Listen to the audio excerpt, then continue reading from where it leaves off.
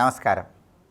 మనం ఏ పని ప్రారంభించినా ఆ పనిని దిగ్విజయంగా పూర్తి చేసుకోవాలంటే, కార్యసిద్ధి లభించాలంటే ప్రతి ఒక్కరూ కూడా ముఖ్యమైన పని మీద బయటికి వెళ్ళేటప్పుడు గడప దాటే ముందు ఒక మంత్రాన్ని 11 సార్లు చదువుకొని వెళ్ళాలి.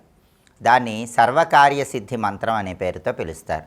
ఆ మంత్రం 11 సార్లు చదువుకొని గడప దాటి బయటికి వెళితే మనం ఏ పని మీద వెళ్తున్నా సరే ఆ పనిలో 100% విజయాలు అందిపుచ్చుకోవటానికి ఈ మంత్రం విశేషంగా సహకరిస్తుంది.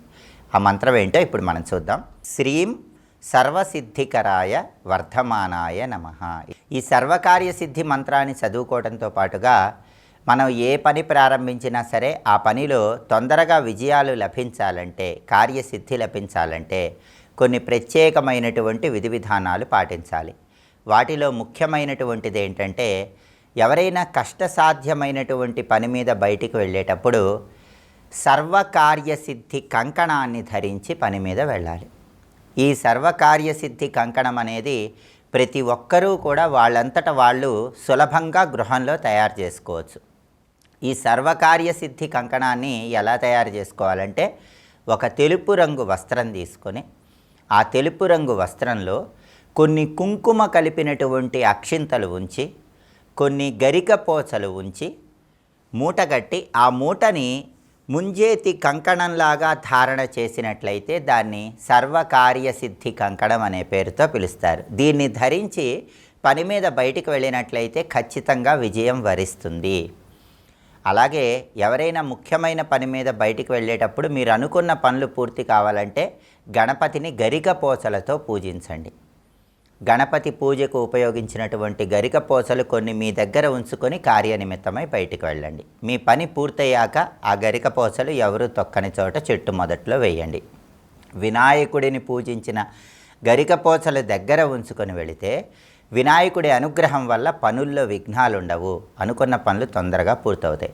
అలాగే ఏదైనా కష్టసాధ్యమైనటువంటి పని మీద బయటికి వెళుతున్నా, మనం అనుకున్న పనుల్లో ఆటంకాలు వస్తాయని ఆందోళన చెందుతున్నా, అలాంటప్పుడు ఆంజనేయ స్వామి ఆలయానికి వెళ్ళి 9 ప్రదక్షిణలు చేయండి.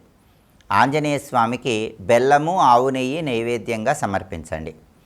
ఆ తర్వాత ఆలయం బయటికి వచ్చి చిన్న పిల్లలకు అరటిపళ్ళు పంచిపెట్టి పని మీద బయటికి వెళ్ళండి. అప్పుడు మీరు అనుకున్న పనులు సులభంగా పూర్తి చేసుకోవచ్చు. వీలైనప్పుడల్లా జామ పళ్ళు దానం ఇస్తుంటే కూడా మన పనులు అనేటటువంటివి తొందరగా పూర్తవుతాయి. వీలైనప్పుడల్లా బుధవారం పూట ఉత్తర దిక్కుకు తిరిగి జామపళ్ళు దానం ఇచ్చి ఆ తర్వాత పని మీద బయటికి వెళితే మనం అనుకున్న పనుల్లో తొందరగా విజయం వరిస్తుంది. ఒక్కొక్కసారి రాహుకాలము, దుర్ముహూర్తము, యమగండము ఇవన్నీ ఉన్నప్పుడు కూడా మనం పని మీద బయటికి వెళ్ళాల్సి వస్తుంది. అలాగే తిథివార నక్షత్రాలు బాగోలేకపోయినా లేదా చెడ్డ సమయంలో బయటికి వెళ్ళాల్సి వచ్చినా మనకి వీటి ప్రభావం ఏమాత్రం పని చేయకుండా కార్యసిద్ధి లభించాలంటే మనం పని మీద బయటికి వెళ్ళేటప్పుడు ఒక గొడుగు దగ్గర ఉంచుకొని వెళ్ళాలి. ఆ గొడుగు దగ్గర ఉంచుకొని వెళ్ళినట్లయితే తిథివార నక్షత్రాల్లో బలం లేకపోయినా, రాహుకాలం, దుర్ముహూర్తం, యమగండ సమయాల్లో బయటికి వెళ్ళినా కూడా మనం అనుకున్న పనులు విజయవంతంగా పూర్తి చేసుకోవచ్చు.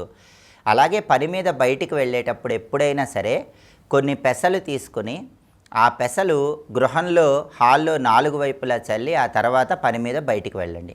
అప్పుడు నవగ్రహాల్లో బుధుడి అనుగ్రహం వల్ల మీరు వెళ్ళినటువంటి పనిలో వాక్చాతుర్యం వల్ల ఆ పనిని సులభంగా పూర్తి చేసుకోవచ్చు. కాబట్టి కార్యసిద్ధి లభించాలంటే ఈ ప్రత్యేకమైన విధి విధానాలు పాటించండి. అలాగే ప్రతిరోజు కూడా పని మీద బయటికి వెళ్ళేటప్పుడు గడప దాటే ముందు ఏ మంత్రం 11 సార్లు చదువుకొని వెళితే ఖచ్చితంగా ఆ పనులన్నీ దిగ్విజయంగా పూర్తి చేసుకోవచ్చు. ఇంకొకసారి చూద్దాం మరి. శ్రీం సర్వసిద్ధికరాయ వర్ధమానాయ నమః. దీన్ని సర్వకార్యసిద్ధి మంత్రం అంటారు. ఈ మంత్రం చదువుకొని వెళ్ళటం ద్వారా మనం అనుకున్న పనుల్లో విజయాన్ని తొందరగా అందిపుచ్చుకోవచ్చు. స్వస్తి.